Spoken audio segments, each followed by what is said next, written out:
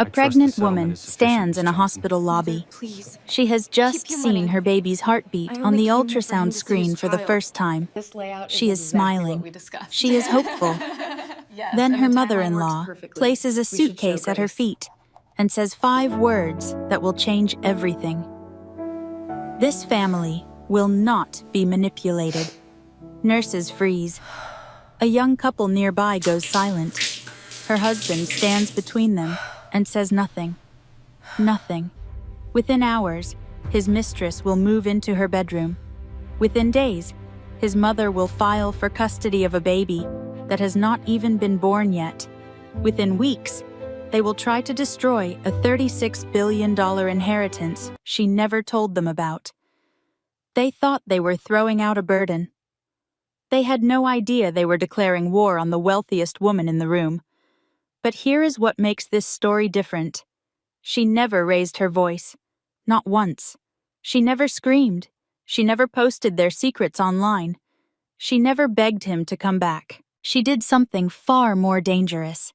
She documented everything, and paper, as they were about to learn, does not forgive. Lesson and value statement. This is a story about the power of silence when the world expects you to scream. It is about a woman who proved that dignity is not weakness, that patience is not surrender, and that the quietest person in the room can be the most powerful. If you have ever been underestimated, dismissed, or pushed aside by someone who thought your silence meant you had nothing to say, this story is for you. Before we begin, I want to hear from you. Tell me where you are watching from right now and what time it is where you are. Drop it in the comments. I read every single one. And if you believe that quiet strength still matters in a loud world, hit that subscribe button and turn on notifications. You do not want to miss what comes next. Now let us begin. For discharge went silent. Grace, 7 for discharge went silent. Grace, 7 months pregnant, held her ultrasound envelope against her coat as Margaret's voice stayed calm, almost polite. This family will not be manipulated.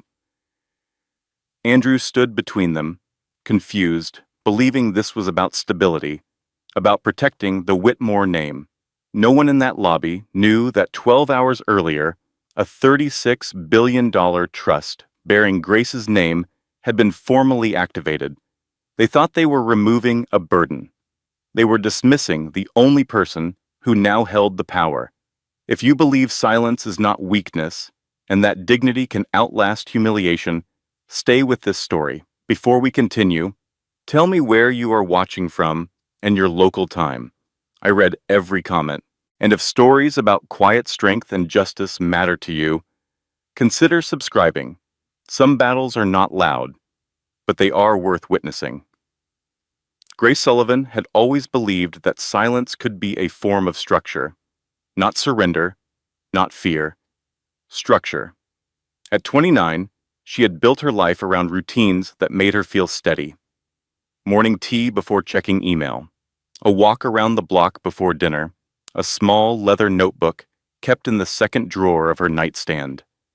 She had started that notebook long before she married Andrew Whitmore. At first, it held grocery lists and fragments of thoughts. After the wedding, it began to hold timestamps. Nothing dramatic, just facts. March 3rd, Margaret rearranged the nursery without asking. March 9th, Brooke at the house past 9:40 in the evening. Work discussion. March 12th, Andrew said, "You are overthinking." Grace did not write opinions, only events. The Whitmore house in Greenwich, Connecticut, was the kind of place where your footsteps echo and you feel like you are trespassing in your own marriage.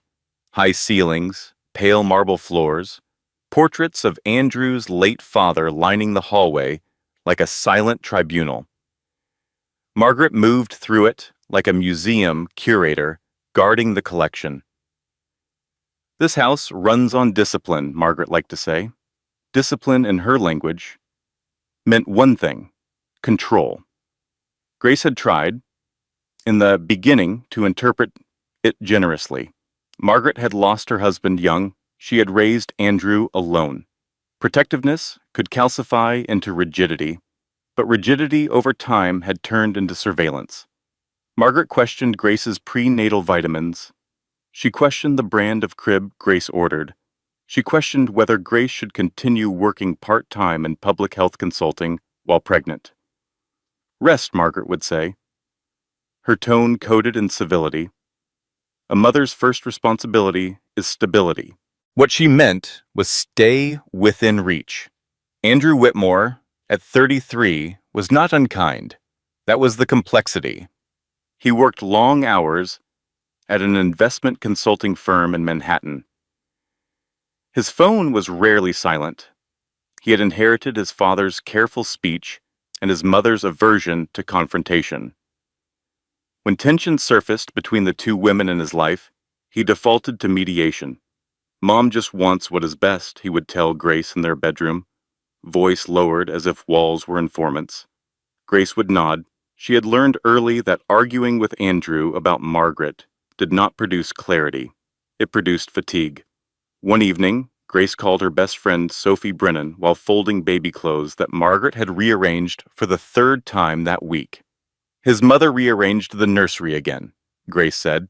"I think she is training for a hostile takeover of the baby." Sophie, an emergency room nurse with zero tolerance for nonsense, laughed. "Tell her the baby is not publicly traded yet." Grace almost smiled. Almost. But humor could only absorb so much. Because beneath the daily adjustments and small intrusions, something quieter was happening. Grace was beginning to feel her own version of events being rewritten around her. "You misheard," Andrew would say gently. "She did not mean it that way. You are sensitive lately." Sensitive, the word became the explanation for everything. Every observation Grace made was filtered through that lens until she began to wonder if the lens was her own. That was when the notebook became essential, not as a weapon, as an anchor. There is something Grace understood instinctively that many people learn too late. When someone consistently rewrites your version of events, writing things down is not paranoia. It is self-preservation. If your reality is being questioned, document it, not to attack, to anchor yourself. Grace placed her pen beside the notebook each night and closed the drawer. Structure. That was the word she returned to when everything else felt unsteady. Structure would hold when words could not. And she would need it to hold. Because what entered the Whitmore house next did not arrive with force. It arrived with a smile, a polished blazer, and a laugh that lingered a little too long in hallways. Brooke Kessler entered the rhythm of the Whitmore house gradually. She was introduced as a professional asset, someone assisting Andrew with a complex client portfolio. Early 30s, polished, impeccably dressed, even for casual meetings. She had a way of making Andrew feel important while making Grace feel invisible, and she did both with the same effortless smile. Grace dismissed her discomfort at first. Pregnancy sensitivity. Hormones distorting perception. She refused to become the stereotype of the suspicious wife, but she noticed patterns. Brooke's car parked in the driveway overnight because meetings ran late. 2 wine glasses left in Andrew's home office when Grace had gone to bed early. Calendar notifications on the shared family app, labeled vaguely. Strategy review, offsite. Grace did not confront. She documented. April 2nd, Brooke arrived 6:15 in the evening. Left 11:52 at night. April 5th, Margaret praised Brooke's ambition during dinner. Margaret's approval was not subtle. "She understands legacy," Margaret said once, glancing at Grace as though the word were a test. Legacy. The Whitmores treated it like a currency, stronger than cash. Grace had never been impressed by legacy. She had been raised in Ohio by a single mother who worked double shifts as a nurse. Stability in her world meant paid bills and quiet evenings, not marble staircases. Still, she had tried to belong. She had moved into the Whitmore house after marriage at Margaret's insistence. It makes sense financially, Andrew had reasoned. We will save before buying our own place. But saving gradually transformed into postponing independence, and postponement slowly became permanent. One evening, Grace came downstairs to find Brooke seated at the kitchen island with Margaret. They were reviewing something on a tablet. Property listings. For what? Grace asked, surprised. Margaret looked up smoothly. Future planning. Brooke smiled. Just exploring options. Investment diversification. Andrew entered moments later, adjusting his cufflinks. He avoided Grace's eyes. Later in their bedroom, Grace asked directly, "Are you looking at properties with her?" "It is work," Andrew said. "Mom thinks it is smart to expand." "And I find out by accident," he sighed. It is not a secret, but it had felt like one. Grace waited until Andrew showered, then opened her notebook. April 22nd, property listings viewed with Brooke plus Margaret present. No prior discussion. The act of writing steadied her breathing. Sophie, hearing about this on the phone the next morning, did not hold back.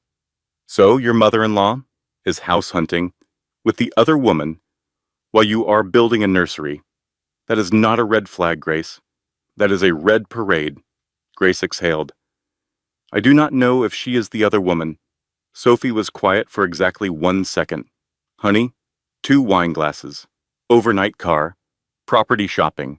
I have seen car crashes with better communication than your marriage." Grace did not argue, because deep down, beneath the careful documentation and the steady breathing, she felt it too.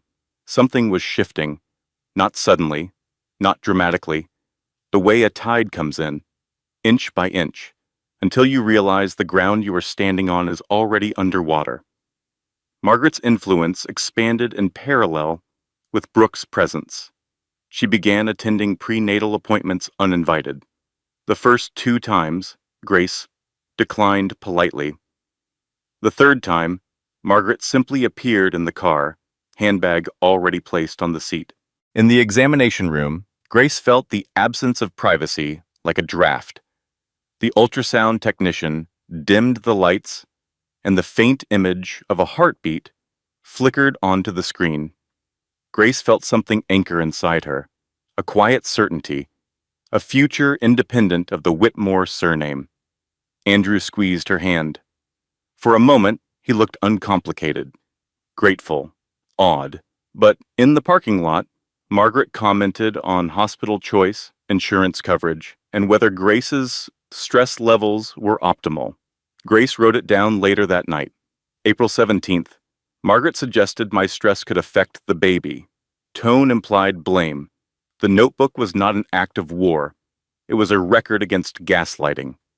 Because slowly, almost imperceptibly, Grace felt her own version of events being rewritten around her. And she refused to let the rewriting go unchallenged, even if the only witness to the truth was a leather notebook in a nightstand drawer. What none of them knew, not Margaret with her iron composure, not Brooke with her calculated proximity, not even Andrew with his uneasy loyalties, was that Grace's life extended beyond the Whitmore house in ways they had never considered worth asking about, and that oversight was about to become the most expensive mistake the Whitmore family had ever made. Grace's great-aunt Victoria Sullivan had been an anomaly in the family, brilliant, reclusive, known within certain financial circles, though rarely discussed at holiday dinners. Victoria had funded scholarships anonymously, built hospitals and communities no one covered on the news, and once told Grace, when Grace was 19 and overwhelmed by tuition debt, something that would echo across a decade, "Security is not noise, it is design." Grace had not fully understood the weight of that sentence then. She was about to. The voicemail arrived while Grace was inside that dim ultrasound room, watching a small heartbeat flicker on the screen. She had not heard it until later that evening, alone, in the garage, seated in the driver's seat of her car with the engine off and the windows up. Miss Sullivan, this is regarding the estate of Victoria Sullivan. Please contact us at your earliest convenience to discuss activation procedures. Activation. The word settled over her like a horizon line, not an ending, an opening. She did not tell Andrew, not because she wanted leverage, because she needed clarity first. In the Whitmore household, information traveled upward to Margaret before it settled anywhere else. Grace was not ready for that storm. Instead, she saved the voicemail. She screenshotted the call log. She noted the date, April 17th, Harrison and Bly, LLP, estate activation. The next morning, when the house was empty, Grace drove into Manhattan. The offices of Harrison and Bly occupied 3 floors of a glass tower overlooking the Hudson River. The lobby smelled faintly of polished wood and restraint. Daniel Ashford greeted her in person. Early 40s, controlled expression. He did not offer false warmth. In a private conference room, documents were laid out in precise stacks. Victoria Sullivan's signature appeared steady across multiple pages. Daniel began. Your aunt structured her holdings through a layered trust system. Real estate, equities, controlling shares, several multinational funds, total estimated value at current market assessment. He did not pause for effect. $36.4 billion. Grace wrote the number down carefully, as if transcribing a laboratory result. 36.4 billion. Estimated. Activation occurred automatically upon her death, Daniel continued. However, public disclosure is avoidable if we manage this correctly. What does correctly mean? Grace asked. It means limiting information flow. It means anticipating legal vulnerabilities, particularly in marital contexts. Marital contexts. Daniel's eyes rested on her left hand where her wedding band caught the light. Your aunt included a clause safeguarding any assets from claims not directly tied to you or your biological descendants. Grace placed her palm gently over her abdomen. So the trust is insulated, she asked. Yes, provided we maintain procedural discipline. Discipline. The word echoed Margaret's frequent declaration. But here, discipline meant protection. Daniel slid another document forward. Your aunt also left a personal note. He read it aloud. Grace, do not let anyone with a family crest tell you how to spend your money. Grace almost smiled. That sounds like Aunt Victoria. Daniel continued. We also need to discuss potential external pressures once information becomes public. Family disputes often escalate when numbers of this scale are involved. Grace considered the Whitmore dining room table. Margaret at the head, Brooke to the right, Andrew somewhere between loyalty and avoidance. They do not know, Grace said quietly. For now, Daniel replied, verification complete. Confidentiality protocol initiated. As she left the office, the city seemed indifferent to the transfer of billions. Traffic moved. Pedestrians crossed streets. A street vendor argued about change. Grace returned to Greenwich before Andrew did. Margaret was waiting in the foyer. You were out this morning. Yes, at the law firm. Margaret's lips curved slightly. Not quite a smile. I assume this concerns money. It concerns my aunt's estate. Margaret stepped closer. And what exactly does that entail? Formalities. Margaret's eyes sharpened. Marriage does not mean secrecy, Grace noticed the framing immediately. Secrecy, as if information were communal property. It also does not eliminate autonomy, Grace replied softly. Here is something worth remembering. When you receive significant news, the instinct is to share it immediately with the people closest to you. But Grace understood that sharing information is not the same as sharing power. Before you disclose anything life-changing, ask yourself this: will this person protect this information, or will they use it? That question alone can change your outcome. Margaret's jaw tightened. Andrew entered minutes later, tension rising like static in the air. "Everything okay?" he asked. "Your wife visited a law firm without informing the family," Margaret answered before Grace could speak. Andrew looked at Grace. "I thought you said it was preliminary." "It is." "So why the defensiveness?" Margaret interjected. Grace felt the familiar gravitational pull, conversation shifting from content to tone.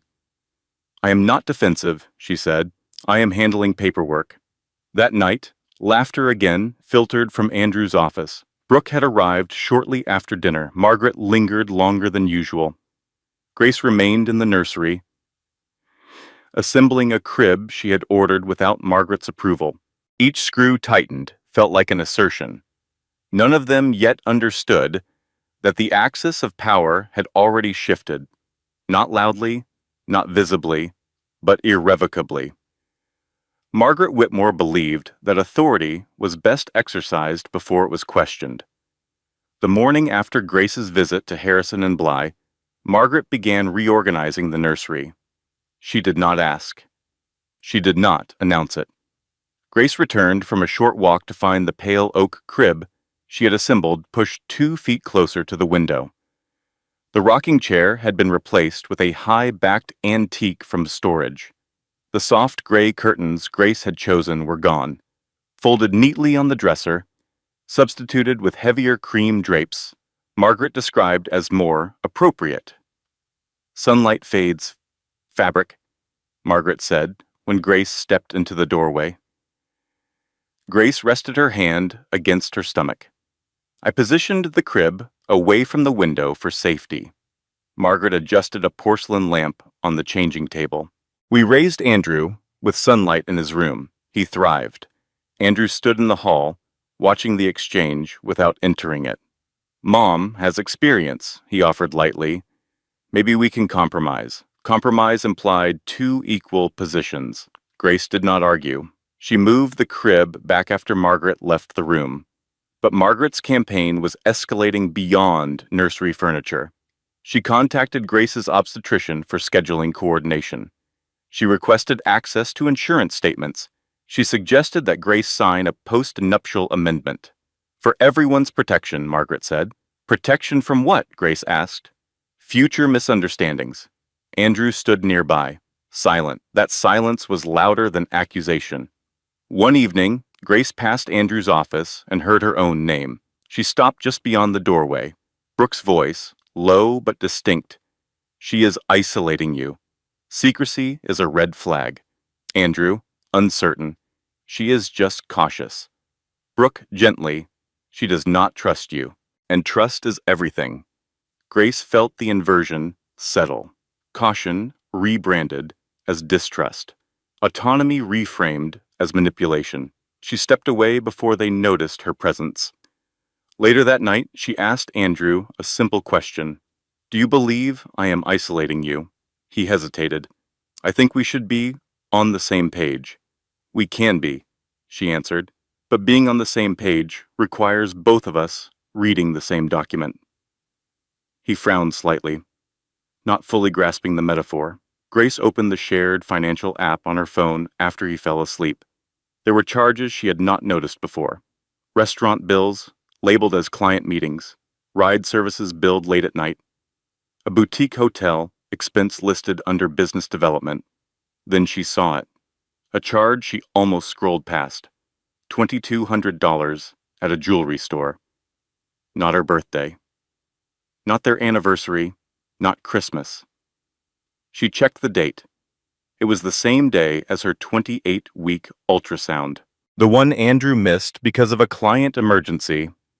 Grace sat in the dark nursery, hand on her belly, and for the first time, her composure cracked.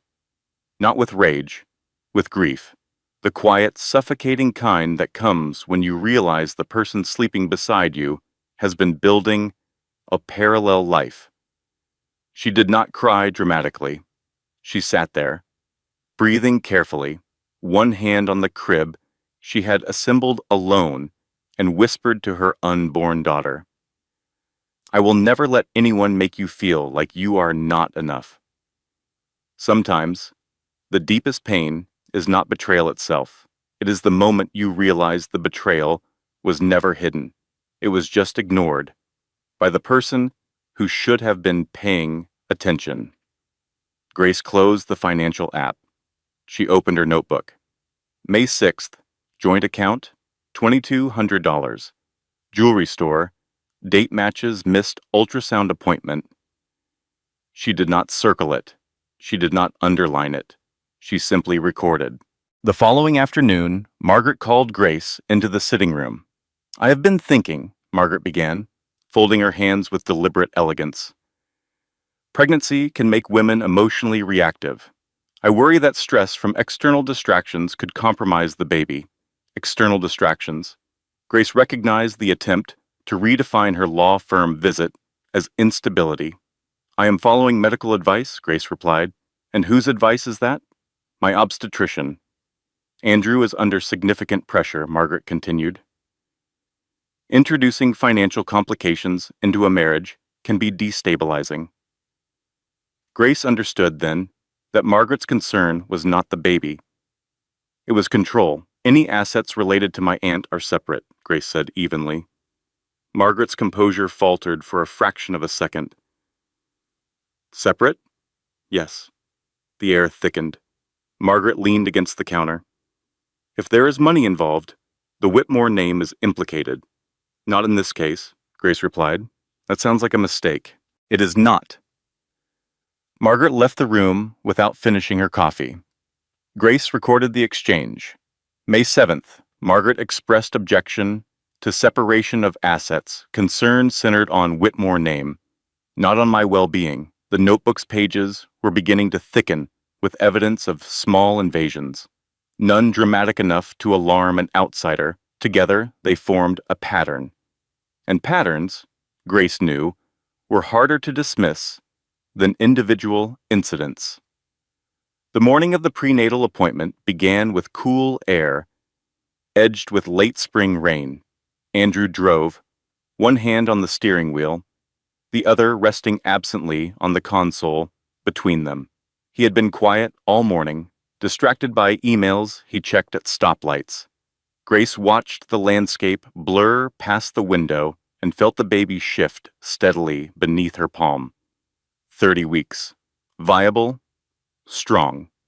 In the examination room, everything was routine. Heartbeat consistent. Growth on track. Blood pressure stable. "You are doing well," the doctor said. Grace nodded. She was.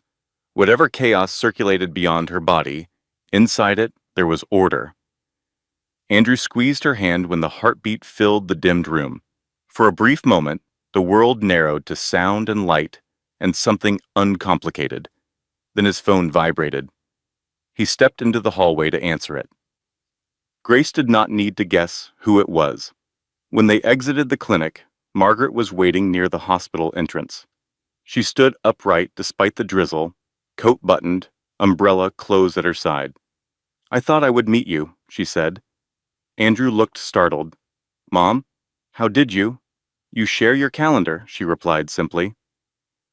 In the maternity wing lobby, beneath muted lighting and the soft echo of hospital announcements, Margaret stopped walking. Her expression was controlled, rehearsed. "You have been engaging lawyers without consultation. You are separating finances. You are destabilizing this household during a pregnancy." Grace held her ultrasound envelope against her coat. "I am following legal advice." "That is precisely the problem," Margaret answered. She turned to Andrew. "You are too close to see what is happening. Then the line that changed everything. You are no longer welcome in my home until this is clarified." A nurse slowed her pace. The young couple nearby fell completely silent. Grace felt the room tilt. Not physically, socially. Andrew weakly. "Maybe we just need time to cool down." And then, choreographed to the second, Brooke Kessler emerged from the hospital cafe holding 2 cups of coffee. "Oh," she said softly, stopping as if surprised. Is everything okay? Margaret accepted one of the coffees. It will be. She reached into her handbag and withdrew a folded set of keys. These are the spare keys to the guest suite. Brooke will need workspace privacy while assisting you during this transition. Transition. The word was a declaration. Brooke lowered her eyes, performing reluctance. I do not want to intrude. You are not intruding, Margaret replied. You are supporting stability. Grace looked at Andrew one final time. His eyes were on the floor. She turned toward the reception desk. May I have copies of today's visit summary and ultrasound imaging? She asked the nurse calmly. The nurse nodded, glancing between the adults carefully in her bag. Margaret watched the medical documents and placed them carefully in her bag. Margaret watched the movement, interpreting it as defiance. You see, she said to Andrew. Preparation. Grace met her gaze. Yes, preparation, not for confrontation. For inevitability, she drove herself away from St. Matthew's Hospital that afternoon, alone, not to a friend's house, to an extended stay hotel Daniel Ashford's office had recommended for clients requiring privacy. In a beige room that smelled of detergent and distance, she placed the ultrasound photo on the nightstand. She sat on the edge of the bed, and then Grace Sullivan cried. Quietly, not performatively. The kind of crying where your shoulders shake but no sound comes out. She let herself feel it fully. The humiliation, the loneliness, the fear of being 7 months pregnant in a hotel room with a suitcase someone else packed. The crying lasted 4 minutes. She counted afterward because counting was how she kept structure. Then she wiped her face, opened her laptop, and typed an email to Daniel Ashford. Subject: Immediate development. Relocation. In the body, she wrote only facts, removed from marital residence and public setting. Witnesses present, third party moved into home same day. Request guidance on next legal steps. She pressed send. Outside, rain continued to fall. Inside, something had crystallized. Grief does not disqualify you from strategy. Sometimes it is the fuel. The extended stay hotel overlooked a stretch of interstate that never truly slept. Headlights moved in steady ribbons below Grace's window, red and white lines threading through darkness with mechanical certainty. The room was neutral, beige carpet, small kitchenette, a desk bolted to the wall. No portraits of Whitmore ancestors, no marble floors, no audience. Grace slept more deeply that first night than she had in weeks. In the morning, she reviewed Daniel Ashford's reply. We will proceed carefully.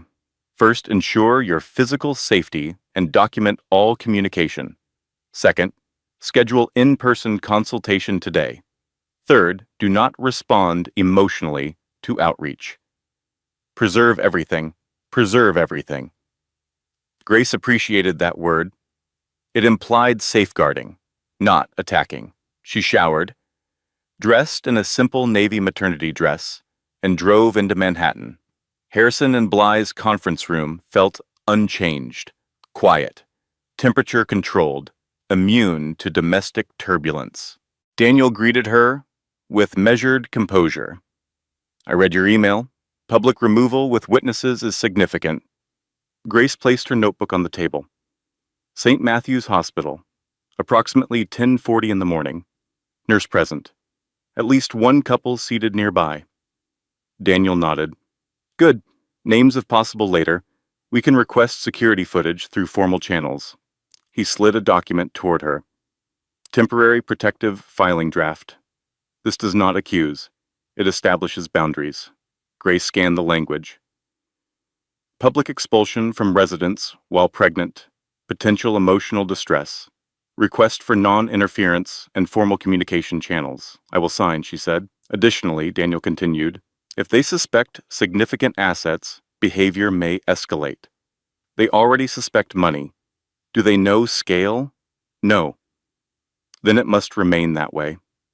Sophie Brennan visited the hotel that evening carrying homemade soup and righteous anger. She had heard about the hospital incident through the nursing network. News traveled fast through St. Matthews. "I am not saying I want to slash his tires," Sophie said, settling into the desk chair, "but I am saying I know where he parks." Grace almost laughed. "I need a witness, not a felony. I can be both." Sophie studied her friend's face carefully. "You are trending toward legal chess master." "I am trending toward documentation," Grace corrected. Sophie was quiet for a moment. "Do you miss him?" Grace considered the question carefully. "I miss who he could have been. That is not the same." "No, it is not." Grace's phone buzzed. An email from Daniel. Temporary legal separation filing submitted to county clerk. Effective immediately upon service. She read the confirmation twice. It was not a declaration of divorce. It was a boundary. Meanwhile, her phone filled with missed calls from Andrew. 3 voicemails. The first, Grace. "Mom did not mean for it to happen like that." Pause. "She is just worried." Another pause. "Brooke is only there temporarily. Please do not make this bigger than it is." The second, carrying tension. "Mom says if you are involving lawyers, we need to review property titles." The third, softer. "I just want you home."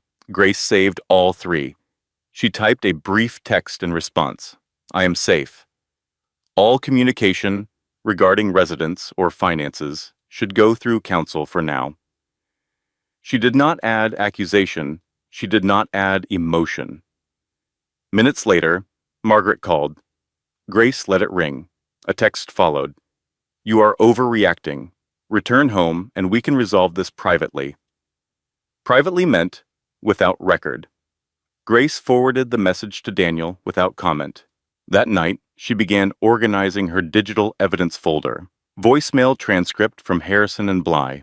Email confirmation of trust activation. Screenshots of joint account transactions. Notes from her notebook transcribed with dates. Certified bank statement requests pending. She was not building a weapon, she was building a shield. And shields, she knew, only matter when someone is already attacking. The certified bank records arrived 48 hours later. Grace reviewed them with Daniel in the same conference room where she had first heard the number 36.4 billion spoken without emotion. The statements covered 6 months.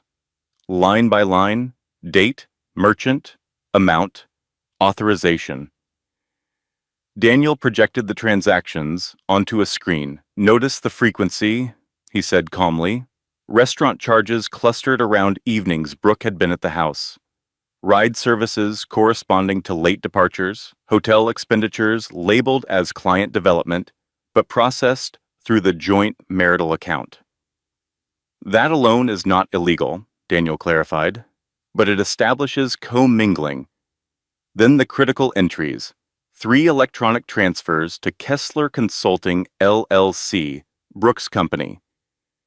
$8,500, $9,200, $9,600, total $26,300. Not catastrophic relative to the trust, but meaningful within a marriage built on shared accounts. Additionally, Daniel continued, property tax payments for the Whitmore residence were shifted recently from a family trust to a personal line of credit under Andrew's name. "Why would that matter?" Grace asked. "Because it suggests financial restructuring, often done in anticipation of asset reallocation." Margaret was repositioning, preparing, even before the hospital lobby, even before the expulsion. Grace filed for a temporary financial restraint order. The court granted it within days. No further asset transfers without joint consent. Then more good news arrived. Sophie confirmed that hospital security had preserved the lobby footage. Nurse Carolyn Webb submitted a written witness statement describing the expulsion in clinical detail. And the voicemail. Margaret's voice recorded on Grace's phone saying there will be consequences was authenticated by Daniel's forensic team. Sophie celebrated by bringing cupcakes to the hotel room. You have got bank records, video evidence, a witness statement, and a threatening voicemail. Your mother-in-law basically built your case for you. Grace allowed herself a cautious smile. It is not over yet. Girl, she handed you the receipts and the rope. For the first time in weeks, Grace felt something close to relief. The ground beneath her seemed solid. The documentation was complete. The restraining orders were in place. The trust was protected. Then Andrew appeared at the hotel. Not angry, remorseful, soft. He brought flowers, her favorite tea. He sat across from her in the lobby and said the words she once would have given anything to hear. I told my mother she was wrong. I told Brooke to leave. Come home, Grace. Please, for a moment, just a moment. Grace saw the man she married, the man who squeezed her hand during ultrasounds, the man she thought she would grow old with. His eyes were tired. His voice was genuine, and the part of her that still loved him wanted desperately to believe. Then her phone buzzed. A forwarded email from Daniel. Andrew's attorney had filed a countermotion. Petition to compel financial disclosure of inheritance, citing marital transparency obligations. Grace looked at Andrew. His face had not changed, still soft, still remorseful. Did you know about this? She asked quietly. He hesitated 1 second too long. My attorney said it was standard procedure. Grace placed the flowers on the table between them. You came here to soften me before the filing arrived. That is not what... Who suggested the flowers, Andrew? You or your mother? He could not answer, because the answer was written on his face. Grace returned to her room alone. She sat on the bed, hands trembling for the first time, not from fear, from the realization that even his apology was a strategy, that every tender word had been approved by committee. She picked up her phone and called Sophie. I almost went back, she whispered. Sophie's voice was fierce. But you did not, and that is the part that matters. There is a lesson here that goes beyond Grace's story. In any difficult situation, exhaustion tries to masquerade as wisdom. It whispers, just let it go. It is not worth it. Grace almost listened, but she recognized the difference between genuine peace and surrender disguised as peace. If you are in a fight that matters, for your child, your safety, your future, exhaustion is not a reason to stop. It is a reason to ask for help. The first disaster came from the obstetrician's office. Routine blood work had flagged elevated stress markers. Grace's doctor called personally, voice careful. Your blood pressure is climbing, Grace. I need you to be careful. We are scheduling additional monitoring. Grace hung up and sat very still. For the first time, the fight was not abstract. It was threatening her daughter's health.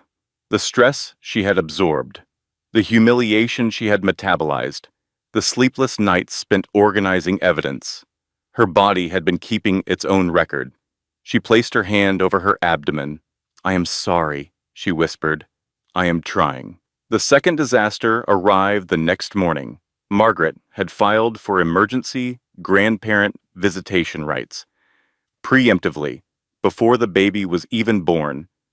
The filing cited maternal instability and flight risk due to undisclosed financial resources. Daniel's voice was tight when he called. She is trying to establish legal claim to your child before birth. I have never seen it this aggressive.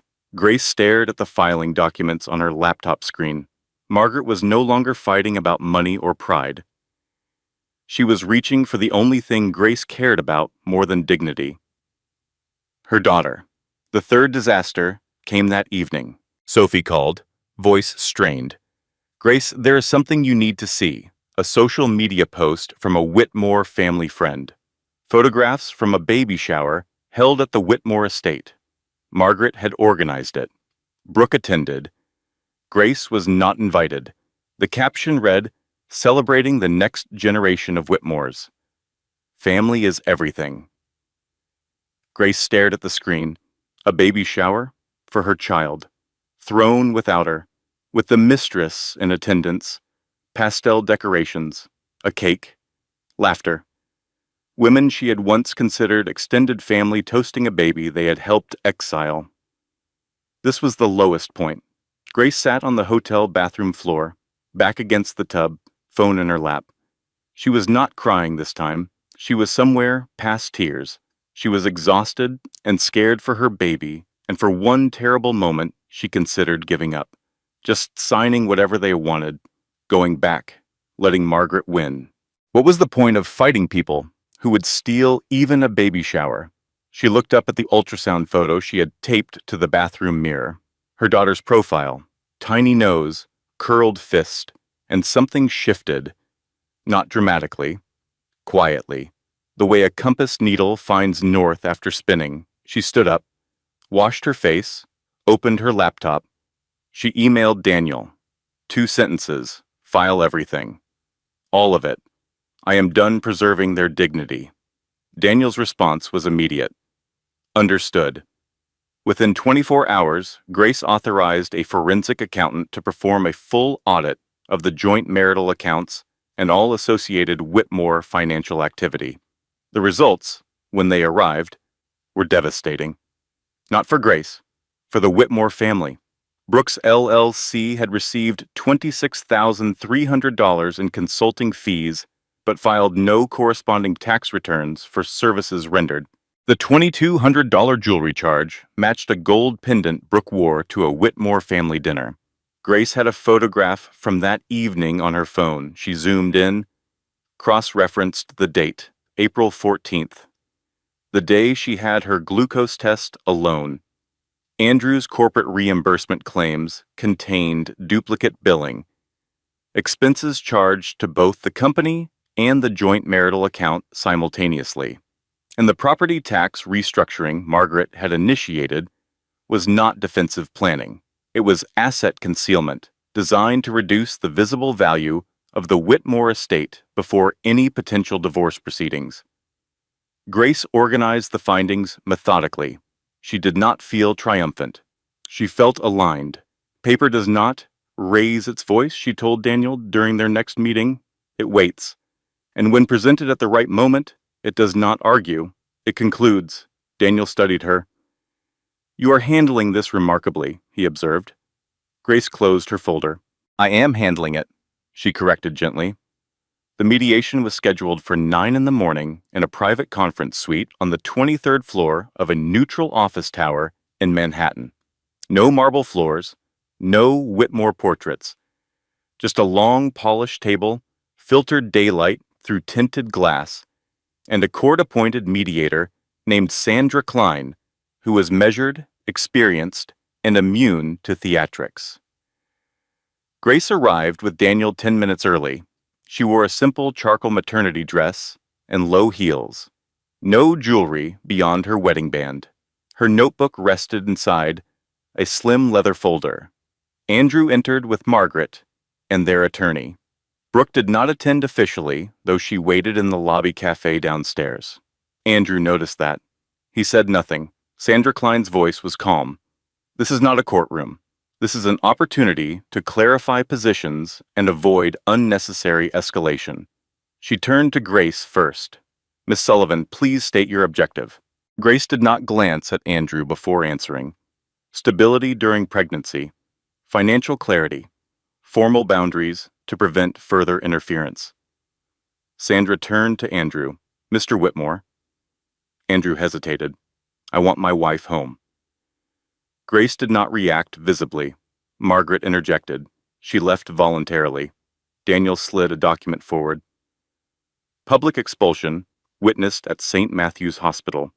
Security footage and written statement included. The mediator reviewed the summary. Margaret's jaw tightened. Sandra looked at Andrew. Were you present at that time? Yes, Andrew admitted quietly. And did you object to your wife being asked to leave? Silence filled the room. I did not think it would escalate, he said finally. Daniel continued. We are not alleging abuse. We are establishing pattern, He presented the certified bank statements. Transfers to Kessler Consulting, LLC highlighted. Forensic accounting discrepancies flagged. Sandra examined each document. Then the voicemail recording played through the conference room speakers. Margaret's voice filled the space. If you continue this legal theater, there will be consequences. The room contracted. Sandra addressed Margaret directly. Mrs. Whitmore, you are not a party to this marriage. Why were you directly threatening the petitioner? Margaret's composure held by threads. I was expressing concern for my son. Concern does not require consequences, Sandra replied evenly. Then Daniel placed one more exhibit on the table. The baby shower photographs, social media posts, documenting a celebration for Grace's unborn child, organized by the mother-in-law, attended by the woman who moved into Grace's home. Grace not invited. Sandra studied the images. She turned to Andrew. Were you aware of this event? Andrew's voice was barely audible. I did not know it was public, but you attended. Silence. Yes. The mediator folded her hands. The mediation concluded with temporary orders upheld. Financial restraint reinforced. Communication through counsel. Grandparent visitation filing rejected pending further review. Grace felt relief settle into her chest like something heavy, finally resting on solid ground. But the relief lasted exactly 72 hours. Daniel called on a Thursday evening. His voice was different, careful. Grace, there has been a development with the trust. What kind of development? Victoria's former business partner has filed a challenge to the trust's validity. He claims Victoria was mentally incapacitated when she signed the amendment naming you as beneficiary. Grace felt the floor drop. Is it legitimate? It is coordinated, and the timing suggests someone in the Whitmore circle may have connected him to the opportunity. Grace closed her eyes. Even after mediation, even after the court orders, Margaret had found another angle. Daniel continued. The challenger's name is Richard Payne, former associate of your aunt, removed from her board 15 years ago for financial irregularities. How did he know about the trust activation? That information could only have come from someone who knew you were named beneficiary. The Whitmore attorney made informal inquiries last week. Grace felt something she had not permitted herself in this entire ordeal. Anger, not loud, not chaotic, cold. Then, we do not just defend, she said. We file a counterclaim for tortious interference with inheritance, and we subpoena Margaret Whitmore's phone records. Daniel studied her. Are you sure? She tried to take my home. She tried to take my child. Now she is trying to take my aunt's legacy. Yes, I am sure. The phone records revealed what Grace suspected. Margaret contacted Richard Payne 3 days after mediation. 2 calls totaling 47 minutes. The connection was undeniable, but Grace needed more. Sophie, resourceful as always, flagged something the forensic accountant had missed. An invoice from Kessler Consulting to Richard Payne's legal team. $15,000 for strategic consulting. Brooke was not just the mistress, she was the fixer. Grace sat with this information for one full evening. She did not gloat, she did not celebrate. She called Sophie. I have everything, she said quietly. So what now? Now I let paper do what shouting never could. The family court hearing was held on a Tuesday morning. Judge Patricia Hartwell presided. Late 50s, measured eyes, a reputation for precision, and zero tolerance for theatrics. Grace arrived with Daniel precisely on time. 7 months and 3 weeks pregnant. Composed, her posture upright, movements deliberate but unhurried. Andrew sat at the opposite table beside his attorney. Margaret occupied a seat behind him, posture rigid. Brooke was absent entirely. Her absence said everything her presence once had. Judge Hartwell reviewed the summary briefs in silence before speaking. This is a hearing on temporary orders related to marital separation, financial restraint, and protective boundaries during pregnancy. Daniel rose first. Your Honor, we are not seeking punitive action. We are requesting continued financial restraint, recognition of documented interference, and enforcement of communication boundaries, given prior intimidation and coordinated legal harassment. He presented the exhibits systematically, certified bank statements with unauthorized transfers, forensic accounting linking Brooke Kessler's LLC to the trust challenge funding, phone records showing Margaret's coordination with Richard Payne, CCTV footage from the hospital, written witness statement from Nurse Carolyn Webb, voicemail recording, baby shower documentation, medical records showing stress-induced blood pressure elevation. Each document was numbered, time-stamped, unambiguous. As the hospital security footage displayed on the courtroom screen, Andrew stared at the still frame. Grace, standing with her ultrasound envelope clutched to her coat, Margaret's posture angled forward, his own expression caught in confusion. He had never seen the moment from that distance. From the outside, it looked exactly like what it was. Andrew's attorney attempted to manage the damage. Your Honor, my client was unaware of the trust challenge coordination. Judge Hartwell, was your client also unaware of $26,300 in unexplained transfers to his associate's company? Silence. The judge turned to Margaret. Mrs. Whitmore, you coordinated a legal challenge to a protected trust through a third party. You funded that challenge using your son's marital assets through an intermediary. You filed preemptive custody claims against an unborn child. You publicly expelled a pregnant woman from her residence with witnesses present. And you left a recorded voicemail threatening consequences. Margaret rose with what remained of her dignity. I was protecting my family. Judge Hartwell's response was quiet and devastating. Your family, Mrs. Whitmore, now includes a granddaughter you may not see unsupervised for quite some time. Then the moment the entire story had been building toward. Andrew's attorney, attempting to argue for equitable distribution, referenced the inheritance in question. Daniel stood. Your Honor, for the record, the Victoria Sullivan Living Trust, of which my client is sole beneficiary, holds assets currently valued at approximately $36.8 billion. The courtroom went still, Andrew's face drained of color. Not from greed, from recognition, the full weight of what he had lost. Not money, something that money could never replace. Margaret gripped the armrest. Her lips parted.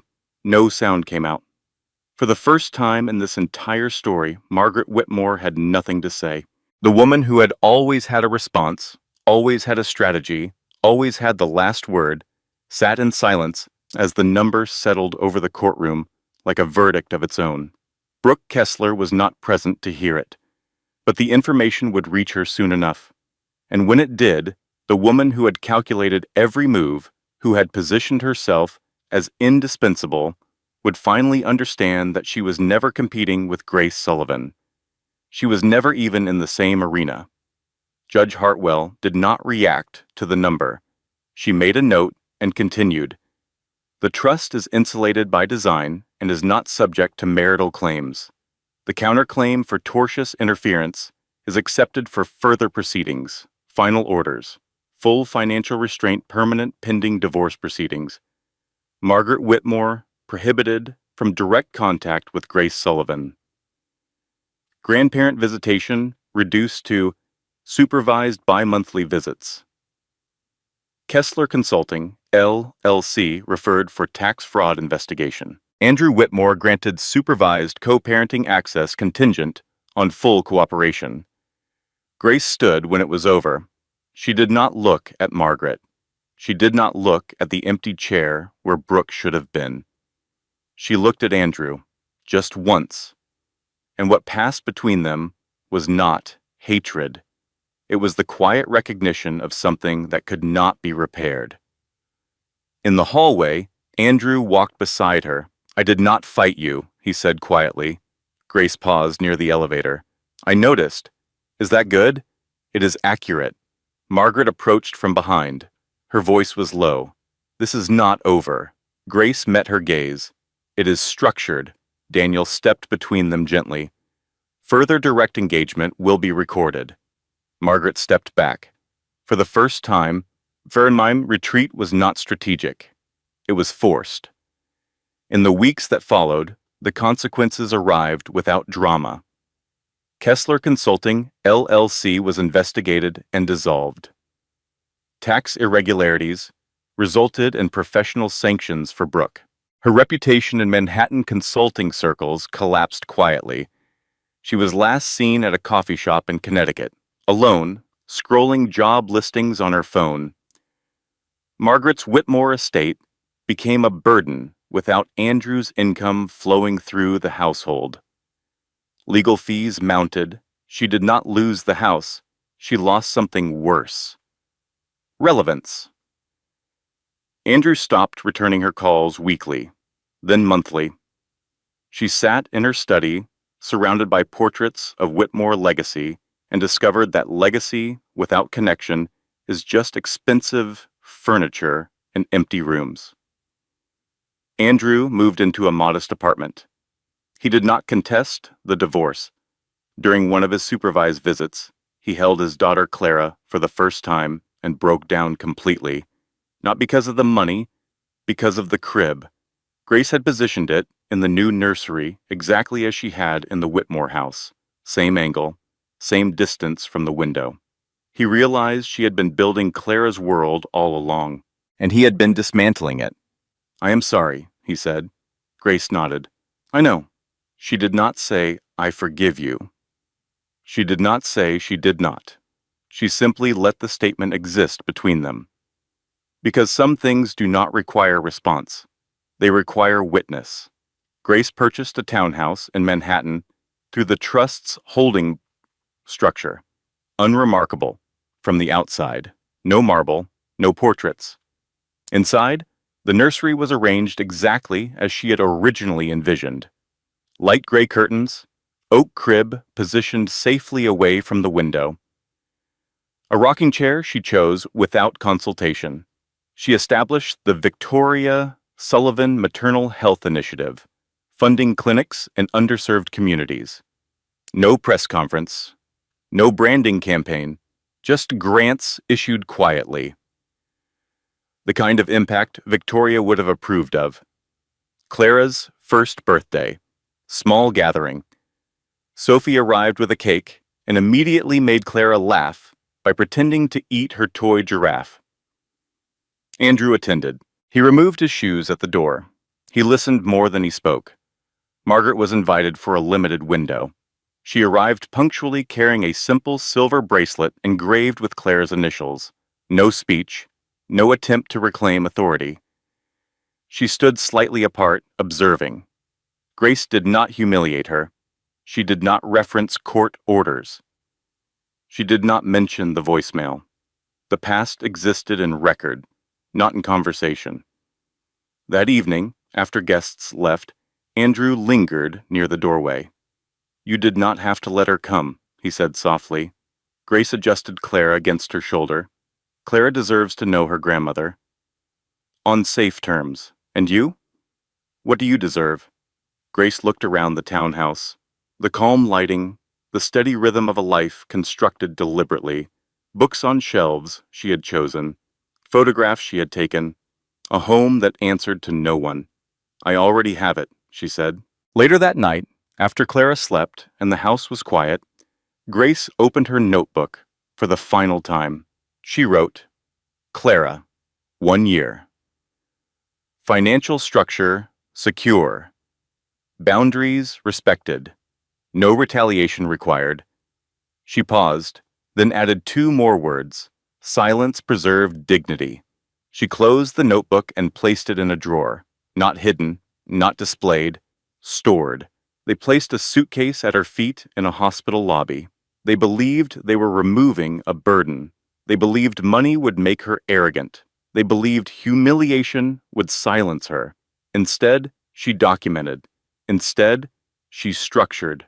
Instead, she walked away with clarity intact.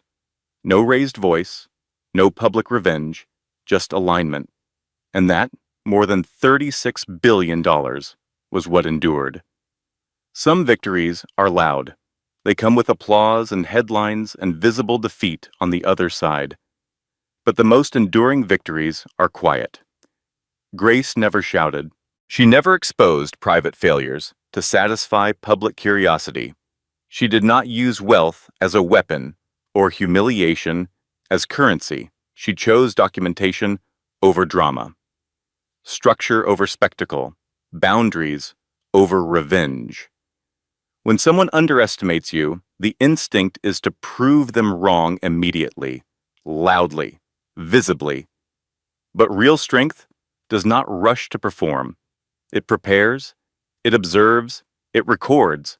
It waits until truth can stand on its own without emotion having to carry it. If there is one thing this story teaches, it is this. Protect your peace the way you would protect your child. Fiercely, quietly, and without apology. You do not owe anyone your reaction. You owe yourself your stability. If this story moved you, I would truly love to hear your thoughts. What part stayed with you the most? Have you ever experienced a moment where quiet strength changed everything? Share your reflections in the comments. Your perspective might help someone else feel less alone. And if you believe that dignity, structure, and emotional resilience still matter in a noisy world, consider subscribing to the channel. There are more stories here about quiet power, the kind that does not shout, but endures. This story was created for entertainment and emotional reflection. All characters and events are fictional. While inspired by real relationship dynamics, no real individuals are depicted. The narrative was researched, structured, and manually edited to deliver meaningful content. Thank you for watching. Closing disclaimer. This content was carefully researched, developed, and manually edited by our team to deliver meaningful storytelling with real emotional value and life lessons. All characters and events are entirely fictional. While inspired by real relationship dynamics, no real individuals are depicted. Thank you for watching, and thank you for being part of this community.